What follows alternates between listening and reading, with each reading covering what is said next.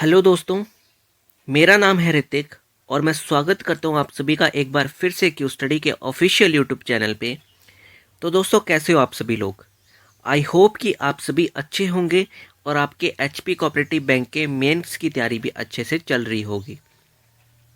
तो दोस्तों, आप सभी को पता है कि हम जनरल अवेयरनेस की एक मॉक टेस्ट सीरीज डिस्कस कर रहे हैं जो कि इम्पोर्टेंट रहने वाली है आपके एचपी कोऑपरेटिव बैंक के मेंस के लिए। तो इस सीरीज में सिलेक्टेड क्वेश्चन से लिए गए हैं जो कि आपके बैंक के मेंस के लिए इंपॉर्टेंट रहते हैं। तो आज का ये जो हमारा मॉक टेस्ट है वो मॉक टेस्ट 4 है। और अगर आपको एच पी जी के से रिलेटेड कंटेंट चाहिए तो आप हमारे चैनल पर विजिट कर सकते हो, वहाँ पे उसकी क्लासेस भी डेली चल रही हैं। तो दोस्तों, स्टार्ट करते हैं इस वीडियो को और देखते हैं आपका पहला क्वेश्चन क्या बोल रहा है। The first question is which insurance company has launched Ananda app via video conferencing event in Hyderabad Telangana. बोलता किस कंपनी ने, किस इंश्योरेंस कंपनी ने आनंदा ऐप लॉन्च करी है अभी हाल ही में, जिसकी फुल फॉर्म क्या है? आत्मनिर्भर agents new business digital application. ठीक है, आत्मनिर्भर agents new business digital application. और मैं आपको बता दूं, इस ऐप की जो थीम है ना, मतलब इस ऐप की जो फुल फॉर्म है, ये इसलिए आत्मनिर्भर क्यों रखी गई है क्योंकि आपको पता है कि अभी हाल ही में सेंट्रल गवर्नमेंट ने एक अभियान चलाया है, एक मिशन चलाया है जिसको बोला जा रहा है आत्मनिर्भर भारत। ठीक है, आप सभी को पता होगा कि ये किसके द्वारा चलाया गया है? यूनियन मिनिस्ट्री के द्वारा, केंद्र सरकार के द्वारा। ठीक है, तो इसी उपलक्ष्य पर एक कंपनी ने आनंदा ऐप लॉन्च करी है। ठीक है, किसके लिए? ताकि वो अपने एजेंट्स को डिजिटल प्लेटफॉर्म प्रोवाइड कर सके। ठीक है, तो किस कंपनी ने करी है? लाइफ इंश्योरेंस कॉरपोरेशन ने, LIC ने करी है। ये इस कंपनी का लोगो है, ये इस ऐप का लोगो है। ठीक है, आपको प्ले स्टोर पर ये ऐप देखने को मिल जाएगी। तो बोलता इस ऐप को बनाने का जो मेन मकसद है ना, वो सिर्फ यही है ताकि जो कंपनी के एम्प्लॉयज़ हैं, जो एजेंट्स होते हैं ना, उनको एक न्यू डायमेंशन प्रोवाइड की जा सके, उनको एक न्यू प्लेटफॉर्म प्रोवाइड किया जा सके। ठीक है, जैसे कि आप सभी को पता होगा, मैं आपको एग्जांपल देता हूँ। आप सभी बैंक जाते होंगे, आपको बैंक में एक ज़रूर एक एजेंट देखने को मिलता होगा कभी ना कभी, जो कि आपको ये बोलेगा, मान लो अगर आप लोन लेने गए हो बैंक में। ठीक है, तो आपको वहाँ पे एक एजेंट देखने को मिलेगा, वो बोलेगा कि हम आपका एक बीमा कर देते हैं, हम आपका एक जिसको बोलते हैं ना इंश्योरेंस कर देते हैं, और इस इंश्योरेंस का फ़ायदा आपको 4 साल बाद या 5 साल बाद इससे दुगना मिलेगा, या इतना % आपको इसका इन रिटर्न देखने को मिल जाएगा। ठीक है, तो उस तरह के एजेंट्स जो है ना, उनको हम बोलते हैं एजेंट्स। ठीक है, जो कि किसी बैंक या किसी इंश्योरेंस कंपनी के लिए काम करते हैं। ठीक है, किसके लिए? कस्टमर हायर करने के लिए, कस्टमर्स को अपनी तरफ बुलाने के लिए, ताकि वो जो काम फेस टू फेस करते हैं उसको डिजिटली भी कर सकें। तो उस मकसद से जो है वो ये ऐप बनाई गई है। ठीक है, किसने बनाई है? LIC ने बनाई है। ठीक है, अगला क्वेश्चन है आपका। According to 2021 global DeFi adoption index by blockchain data platform Chainalysis, what is India's rank? बोलता जो डेफी एडोप्शन इंडेक्स है ना, डेफी, ठीक है, डेफी एडोप्शन इंडेक्स, इसमें इंडिया का रैंक कौन सा है? तो मैं आपको बता दूं, इसमें इंडिया का रैंक है 6th रैंक। ठीक है, याद रख लेना, 6th रैंक है इंडिया का डेफी एडोप्शन इंडेक्स में। अब डेफी एडोप्शन इंडेक्स होता क्या है? डेफी की फॉर्म है डिसेंट्रलाइज्ड फाइनेंस। ठीक है, डिसेंट्रलाइज्ड फाइनेंस मतलब केंद्र से हटके, सेंट्रलाइज मतलब सेंट्रलाइज का मतलब आपको पता होगा कि सेंटर। ठीक है, तो डी का मतलब उसका उल्टा, अब बियॉन्ड सेंटर। तो डिसेंट्रलाइज फाइनेंस जो है वो क्या करता है? Fast growing and most innovative sector of crypto currency. इसका मेन काम जो है ना, डेफी एडॉप्शन का, कि आपका इंडिया जो है वो क्रिप्टो करेंसी ट्रेडिंग में, या आप सभी को पता है कि आजकल बर्निंग टॉपिक है क्रिप्टो करेंसी।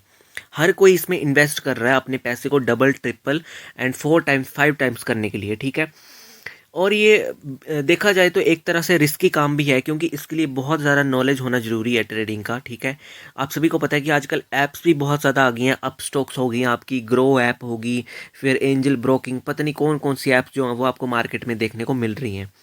तो मैं आप सभी को बता दूं कि अगर आपको इस चीज़ में इन्वेस्ट करना है तो आप सभी पहले इसका एक कंप्लीट नॉलेज ले लें। ठीक है, और अगर आप चाहते हो कि हम इसके बारे में भी, एक ट्रेडिंग के बारे में भी एक सेशन लाएं, तो आप हमें कमेंट में बता सकते हो। तो डिसेंट्रलाइज फाइनेंस का क्या मोटिव है कि ये इंडेक्स बताता है कि आपका इंडिया का कौन सा रैंक है या आपकी कंट्री का कौन सा रैंक है क्रिप्टो करेंसी इकोनॉमी में, ठीक है। तो इंडिया का रैंक कौन सा बताया क्रिप्टो करेंसी इकोनॉमी में, 6th रैंक बताया है, ठीक है। और पहला रैंक किसका, यूएस का, ठीक है। दूसरा रैंक किसका, वियतनाम का। तीसरा रैंक है आपका थाईलैंड का। चौथा है चाइना का। एंड फिफ्थ है आपका यूके का, यूनाइटेड किंगडम का, ठीक है। पहला यूएस का, दूसरा वियतनाम का, तीसरा थाईलैंड का, चौथा चाइना का, एंड फिफ्थ है आपका यूके का, ठीक है। एंड सिक्स्थ आपका इंडिया का, ठीक है। याद रख लेना, फर्स्ट सिक्स मैंने आपको बता दिए हैं। सिक्स्थ आपका इंडिया का हो गया, फिफ्थ आपका यूके का हो गया, फोर्थ आपका चाइना का हो गया, एंड सेकंड थर्ड आपका थाईलैंड का हो गया, सेकंड आपका वियतनाम, और पहला आपका यूएस सबसे टॉप पर है क्रिप्टो करेंसी में, ठीक है। तो आई होप कि आपको ये ऑप्शन क्लियर हो गया होगा ये क्वेश्चन। चलते हैं अगले क्वेश्चन की तरफ। Who among of the following has won the silver medal in table tennis at Tokyo Olympics? ठीक है, तो ये खिलाड़ी हैं आपको जो देखने को मिलेंगी, इनका नाम है भाविना बेन पटेल, ठीक है। तो भाविना बेन, अब नाम बेन आ गया ना, इनका नाम भाविना बेन है, पूरा नाम जो भाविना बेन। तो बेन नाम आ गया, तो कहाँ से होंगी ये, गुजरात से होंगी, ठीक है। कहाँ से होंगी, गुजरात से, ये भी याद रख लेना, कहाँ से है ये, गुजरात से हैं, ठीक है। तो ये इनका पिक्चर है, और इन्होंने सिल्वर मेडल हासिल करा है किसमें, टेबल टेनिस में, ठीक है, टेबल टेनिस में। और जिसको इन्होंने हराया है, he she is the second women to win para Olympic medal the 34, और ये 34 साल की हैं, ठीक है। सिल्वर मेडल इन्होंने जीता है वुमेन कैटेगरी में। कौन सी कैटेगरी में जीता है, C4 कैटेगरी में। क्वेश्चन यहाँ से भी बन सकता है कि भाविना बेन पटेल ने टेबल टेनिस में कौन सी कैटेगरी में वो खेली थी, तो वो खेली थी C4 कैटेगरी में। और किस एज ग्रुप में खेली थी, 34 एज ग्रुप में, ठीक है। ठीक है, तो जो आपकी जिनके अगेंस्ट इन्होंने खेला है, तो उनका नाम है जो यिंग ऑफ चाइना, ठीक है, जो यिंग ऑफ चाइना, ये नाम याद रख लेना। World number 1 China gold medal जिसने जीता है टोक्यो पैरा ओलंपिक्स में, ठीक है। अब यहीं से एक क्वेश्चन बनता है कि आपका जो टोक्यो पैरा ओलंपिक है ना, वो इस बार का कौन सा पैरा ओलंपिक था, और अगले आने वाले पैरा ओलंपिक जो हैं वो कहाँ कहाँ होस्ट किए जाएंगे। मान लो कि आपसे पूछे गए 2028 का पैरा ओलंपिक कहाँ पे होस्ट किया जाएगा, 2024 या आपका 2036 का या 2032 का पैरा ओलंपिक जो है वो कहाँ पे ऑर्गेनाइज किया जाएगा। तो मैं आपको बता दूं, जो 2024 का पैरा ओलंपिक है ना, याद रखना 2024 का पैरा ओलंपिक, क्योंकि आप सभी को पता है कि पैरा ओलंपिक कितने साल के बाद आता है, आपका 4 साल के बाद, ठीक है। तो 2020 के पैरा ओलंपिक होने थे, ये 2020 के पैरा ओलंपिक हुए जो कि कोविड पैंडमिक के चलते हुए 2021 में ऑर्गेनाइज किए गए। कहाँ पे ऑर्गेनाइज किए गए, टोक्यो में, ठीक है, टोक्यो में ऑर्गेनाइज किए गए हैं ये, ठीक है। और जो आपके इस बार के पैरा ओलंपिक होंगे ना, नेक्स्ट टाइम के जो इससे अगले वाले 2024 में जो होने जा रहे हैं, वो आपके होंगे पेरिस में, फ्रांस पेरिस में होने जा रहे हैं, ठीक है, याद रख लेना। और 2028 के आपके कहाँ पे होंगे, वो आपके होंगे यूएसए में, ठीक है, याद रख लेना। 2024 के कहाँ पे होंगे, पेरिस में, ठीक है, पेरिस में होने जा रहे हैं आपके। 2028 के यूएसए में, और 2032 के जो हैं वो आपके ऑस्ट्रेलिया की किस जगह में होने जा रहे हैं, ब्रिस्बेन में होने जा रहे हैं, ठीक है। क्वींसलैंड एक वहाँ पे जगह है ब्रिस्बेन में, और ये कहाँ की किस कंट्री की जगह है, ऑस्ट्रेलिया की। नाम याद रख लेना, ऑस्ट्रेलिया में आपके 2032 के होंगे, ठीक है। और अभी हाल ही में न्यूज़ सामने आ रही है कि 2000 जो आपके 36 में होंगे ना, उनका जो मतलब एक होता है ना जिसको बोलते हैं कि मतलब जीतता है कोई कंट्री, जीतती है, बेट लगती है कि हमारी कंट्री में ओलंपिक्स या ये गेमें होंगी, क्योंकि आप सभी को पता है कि ये इंटरनेशनल इवेंट्स हैं, ठीक है। तो 2036 का जो जीता है ना, मतलब देखने में आ रहा है कि जो प्रोबेबिलिटी बोल रही है, तो वो लंदन में हो सकते हैं 2036 के आपके, ठीक है। तो इसका आपको ज़्यादा इंपॉर्टेंट नहीं है, लेकिन ये 3 आपके ज़्यादा इंपॉर्टेंट थे, 2024, 28 और 32। 24 के पेरिस में, 28 के यूएसए में, और आपके 32 के कहाँ पे, ऑस्ट्रेलिया ब्रिस्बेन में, ठीक है, ब्रिस्बेन ऑस्ट्रेलिया में, याद रख लेना, ठीक है। और ये सेकंड वुमेन थी जिन्होंने सिल्वर मेडल जीता पैरा ओलंपिक में, किस गेम में, टेबल टेनिस में, ठीक है। और गोल्ड मेडल जीतने वाली का नाम क्या है, जितने उनका नाम है जो यंग, ठीक है, जो यंग। अगला क्वेश्चन आपका, name the high jumper who has won silver medal at the Tokyo Olympics. High jumper का नाम बताना जिन्होंने सिल्वर मेडल जीता है, ठीक है, टोक्यो ओलंपिक्स में। उनका नाम है निषाद कुमार, ठीक है, निषाद कुमार ये उनका नाम है, और ये इनकी फ़ोटो है, आपको देखने को मिल रही होगी सामने। तो निषाद कुमार इनका नाम है, और इन्होंने जिस कैटेगरी में जीता है T47, ठीक है, T47 इनका जो इवेंट होता है ना, उसमें T47 कैटेगरी में इन्होंने जीता है।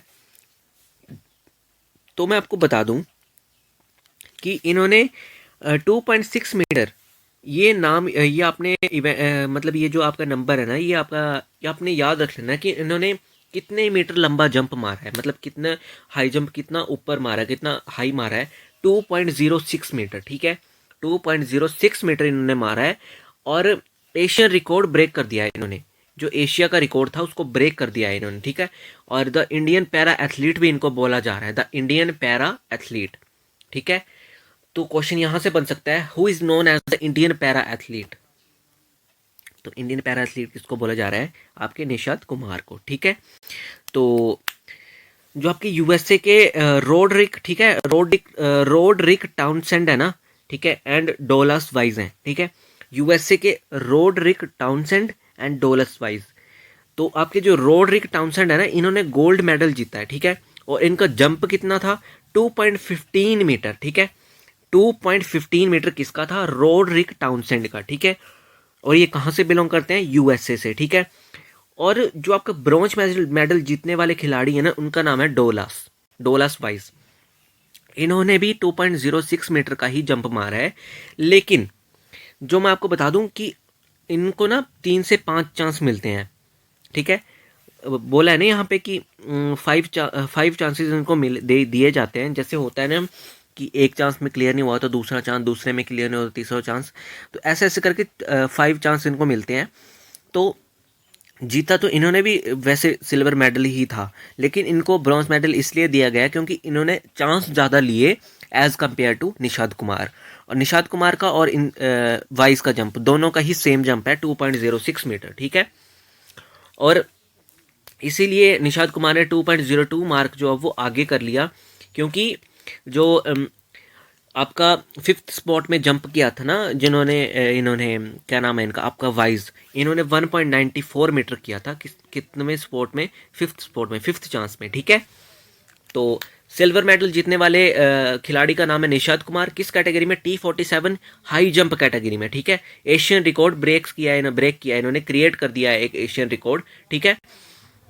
तो आज तक इतना हाई जंप किसी ने भी नहीं मारा है, 2.06 मीटर, ठीक है, 2.06 मीटर, नाम याद रख लेना, निषाद कुमार, ठीक है। तो बहुत ही इंपॉर्टेंट क्वेश्चन होने वाला है आपके मेंस में, ये पूछा जा सकता है। और आपने मेरे को ये भी बताना है कि इंडिया के पैरा ओलंपिक्स में कितने मेडल आए हैं और कौन सा स्थान है इंडिया का, ठीक है। इंडिया के पैरा ओलंपिक में कितने मेडल आए हैं और कौन सा स्थान है। मैं आपको बता दूं, जो पहला नंबर हासिल करने वाला देश है ना, वो कौन सा बना है, चाइना, जिसके पास टोटल कितने मेडल आए हैं, 207 मेडल आए हैं जिसके पास। टोक्यो पैरा ओलंपिक्स की बात हो रही है, 207 मेडल चाइना ने जीते हैं। और आपके ग्रेटर ब्रिटेन ने, जो आपका ग्रेट ब्रिटेन है ना, ब्रिटेन, उसने जीते हैं 124 मेडल। ब्रिटेन ने 124 मेडल और दूसरा स्थान हासिल करा है ब्रिटेन ने। तीसरा स्थान है आपका यूएसए का 104 मेडल्स के साथ, ठीक है। तो टॉप 3 मैंने आपको बता दिए। इंडिया का रैंक आपने मेरे को बताना है, और इंडिया के मेडल्स भी आपने मेरे को बताने हैं कि कितने मेडल जीते हैं और कौन कौन से मेडल जीते हैं, ठीक है।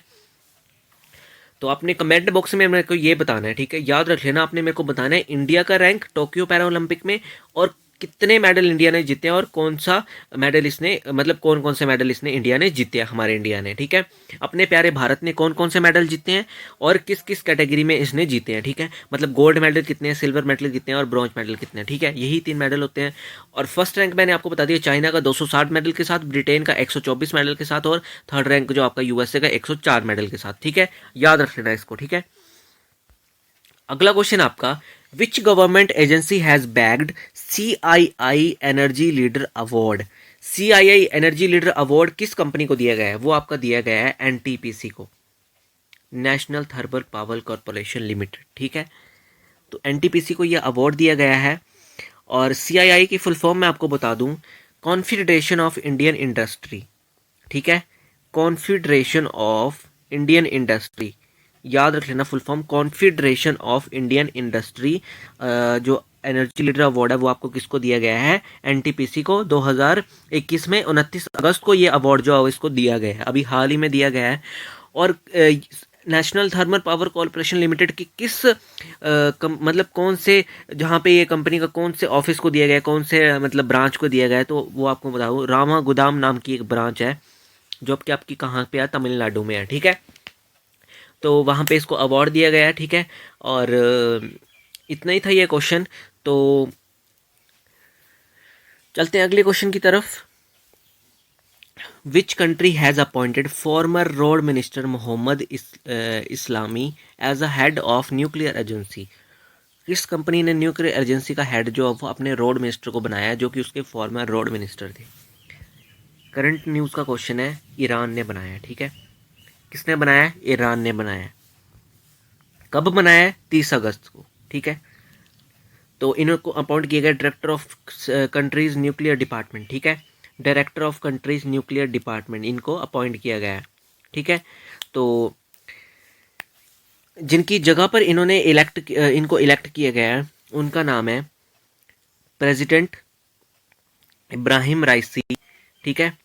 तो इन्होंने मोहम्मद इस्लामी को चूज़ किया है as 64-year-old civil engineer who previously oversaw the country's road network. तो इनकी एज भी याद रख लेनी है आपने। मोहम्मद इस्लामी की एज है 64-year-old और ये क्या है, एक सिविल इंजीनियर हैं जिन्होंने जिन्होंने ईरान को लगभग बहुत सालों तक, काफ़ी सालों तक जो है वो रोड नेटवर्क बनाने में, रोड्स बनाने में अपनी अहम भूमिका निभाई है, ठीक है। 30 अगस्त को इनको अवार्ड दिया गया है। रोड मिनिस्टर थे फॉर्मर, कहाँ के? ईरान के रोड मिनिस्टर थे, जिनको क्या बनाया गया? न्यूक्लियर एजेंसी का हेड बनाया गया, director of nuclear department of the Iran, ठीक है। करंट न्यूज़ का क्वेश्चन है। अगला क्वेश्चन आपका, which of the following has appointed the managing director of national food security mission? राष्ट्रीय खाद्य सुरक्षा मिशन, ठीक है। तो ये किनको बनाया गया है? Managing director MD Pramod Kumar Meherda, ठीक है, प्रमोद कुमार मेहरदा। तो he is an IAS officer, ठीक है। IAS ऑफिसर है किस कैडर के? ओडिशा कैडर के, ठीक है। 1997 कैडर के जो आपके IAS ऑफिसर हैं उनका नाम है प्रमोद कुमार मेहरदा, ठीक है। Has taken the charge as MD in national food security mission. इन्होंने चार्ज लिया हुआ है MD managing director in national food security mission Pramod Kumar Meherda, IAS officer of Odisha batch 1997, ठीक है, has appointed as a managing director of national food security mission under the department of, किस department के under आता था? Department of agriculture and farmer welfare, ठीक है। और इनको एक और चार्ज दिया गया with the additional charge of the post of secretary of agriculture scientist recruitment board ASRB। अभी इसकी रिक्रूटमेंट भी आ रखी थी साइंटिस्ट की, ठीक है, ग्रेड 1 ऑफिसर की, ग्रेड A ऑफिसर्स की, agriculture scientist and recruitment board, ठीक है, ऑफ इंडिया। तो 5 सालों तक इनका कार्यकाल रहेगा, 5 सालों तक इनको यहाँ पे अपॉइंट किया गया है, ठीक है। और इनके बाद जो इसके वाइस चेयरमैन है, वाइस सेक्रेटरी हैं और वाइस MD हैं, उनका नाम क्या है? नीराजा आडीदाम, ठीक है। ये इंडियन IFOS इंडियन फॉरेस्ट या फॉरेन सर्विसेज के अधिकारी हैं, यूपी कैडर के 1990 में, ठीक है। 1990 की यूपी कैडर के IFOS अधिकारी हैं, ठीक है, IFS अधिकारी हैं ये। तो नीराजा, ठीक है, नीराजा आडीदाम, ठीक है, वाइस प्रेसिडेंट या वाइस MD या फिर vice secretary of Indian agriculture recruitment scientist board, ठीक है, ASRB, ठीक है। तो याद रख लेना इसको, इंपॉर्टेंट क्वेश्चन आपके लिए ये। अगले क्वेश्चन की तरफ चलते हैं। The first commercial batch of Covaxin was released in August from the new plant of Bharat Biotech at dash in Gujarat by union health minister Mansukh Mandaviya. Mansukh Mandaviya कौन है आपके? मनसुख मंडाविया आपके यूनियन हेल्थ मिनिस्टर, केंद्रीय स्वास्थ्य मंत्री मनसुख मंडाविया। याद रख लेना, मनसुख मंडाविया भी हाल ही में बहुत ज़्यादा न्यूज़ में थे। किसके कारण थे? क्योंकि इनके द्वारा ही आपके भारत बायोटेक को और आपके जितने भी आपकी फार्मास्यूटिकल कंपनीज हैं, चाहे आपकी वो बद्दी में होगी, चाहे आपकी वो हरिद्वार में, जहाँ भी आपके फार्मास्यूटिकल हब्स हैं, तो वहाँ का पूरा चार्ज किसके पास? आपके मनसुख मंडाविया के पास है। और यही अगर इन्होंने बोल दिया कि इतनी डोजेस भारत में आएंगी, इतनी डोजेस भारत से बाहर जाएंगी, तो वो डिसीजन जो है वो फाइनल होगा। Mansukh Mandaviya, health minister, union केंद्र सरकार के हेल्थ मिनिस्टर जो है मनसुख मंडाविया, ठीक है। तो द फर्स्ट कमर्शियल बैच, अभी हाल ही में जो फर्स्ट कमर्शियल बैच है वो कोवैक्सीन का अगस्त में लॉन्च होगा न्यू प्लांट के, भारत बायोटेक के। तो वो प्लांट जो है वो कहाँ पे है, वो है आपका अलंकेश्वर में, ठीक है। अनकलेश्वर में, ठीक है, याद रख लेना, अनकलेश्वर में। अनकलेश्वर कहाँ पे, आपका गुजरात में, ठीक है। तो आपका अंकलेश्वर में है, 30 अगस्त को ये इन्होंने घोषणा करी है, ठीक है। तो कोवैक्सीन का क्योंकि किस लिए, और इन्होंने एम भी करा है, भारत बायोटेक ने एम करा है 200 मिलियन डोजेस को फैसिलिटेट करने के लिए, प्रोवाइड करने के लिए, ठीक है। और इन्होंने बोल दिया गया है, इन्होंने बोला है कि अगले 6 महीने में हम, अगले कुछ टाइम में 200 मिलियन डोजेज जो हैं वो हम भारत को प्रोवाइड कर देंगे, ठीक है। 200 मिलियन डोजेज, याद रख लेना। हमने भारत बायोटेक ने ये मतलब ये करी है, जिसको बोलते हैं ना, एक बेट करी है, एक मतलब घोषणा करी है कि 200 million doses Bharat Biotech Bharat को दे देगा, किसकी, कोवैक्सीन की, ठीक है। कोवैक्सीन की अपने फर्स्ट बैच से, किस प्लांट से, अलंकेश्वर, अंकलेश्वर, गुजरात से। अंकलेश्वर जहाँ पे भारत बायोटेक का न्यू प्लांट लगा है, अंकलेश्वर, गुजरात, ठीक है। अगले क्वेश्चन की तरफ चलते हैं।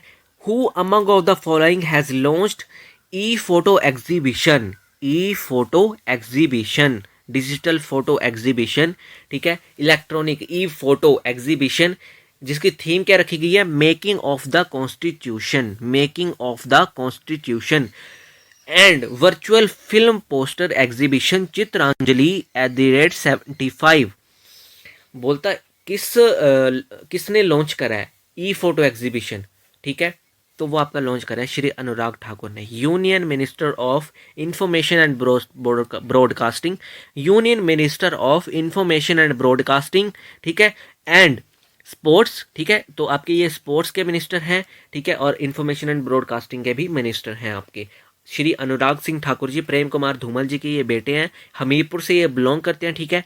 तो मैं आपको बता दूं, इन्होंने ई फोटो एग्जीबिशन को, ठीक है, लॉन्च करा है अभी अभी हाल ही में इन्होंने घोषणा करी है ये, जिसकी थीम क्या रखी गई है, मेकिंग ऑफ द कॉन्स्टिट्यूशन, ठीक है। तो ये आपकी फोटो, ये आपके अनुराग सिंह ठाकुर जी हैं, और ये साथ ही में इनके साथ कौन है, जी किशन रेड्डी, ठीक है। आपके ये जे किशन रेड्डी जी, ये भी यूनियन मिनिस्टर हैं, ठीक है आपके। तो थीम याद रख लेनी है, ई फोटो एग्जीबिशन की थीम क्या रखी गई है, क्वेश्चन पूछा जा सकता है, मेकिंग ऑफ द कॉन्स्टिट्यूशन, ठीक है, मेकिंग ऑफ द कॉन्स्टिट्यूशन। और जो वर्चुअल फिल्म पोस्टर है, जैसा आपका जो टीवी में दिखाया जाता है वर्चुअल फिल्म पोस्टर, एक होता है जो आपका स्क्रीन पर लगा होता है, बाहर होल्डिंग्स में लगा होता है, उसको हम बोलते हैं मतलब जिसको हम देख सकते हैं, जिसको हम मतलब हार्ड कॉपी आप रख लो एक तरह की। तो वर्चुअल फिल्म पोस्टर जो कि टीवी में दिखाया जाएगा, उसका नाम क्या रखा गया, चित्रांजलि @75, ठीक है। तो ये आपका अनुराग सिंह ठाकुर जी ने, यूनियन मिनिस्टर जी ने लॉन्च करा है, ठीक है, इन्फॉर्मेशन एंड ब्रॉडकास्टिंग के and youth affairs of sports की ये मिनिस्टर हैं, ठीक है। साथ ही में minister of tourism and cultural development Shri आपके जे किशन रेड्डी जी, ठीक है, जी किशन रेड्डी जी, इन्होंने इनागुरेट किया है। साथ ही में मैंने आपको फोटो दिखा दी, अभी आप एक बार फिर से देख सकते हैं इनकी फोटो को। तो जी किशन रेड्डी और आपके Anurag Singh Thakur ji, union development minister जो आपके ये साथ ही में, और ये आपके अनुराग सिंह ठाकुर जी हैं, ठीक है। तो इन्होंने अभी हाल ही में एक साथ में इकट्ठे मिलके ई फोटो एग्जीबिशन एक कैंपेन लॉन्च करा है, ठीक है, एक वर्चुअल फिल्म पोस्टर लॉन्च करा है, जिसकी थीम क्या रहेगी आपकी, making of the constitution, and जिसका आपका फिल्म पोस्टर क्या रहेगा, चित्रांजलि @75, ठीक है।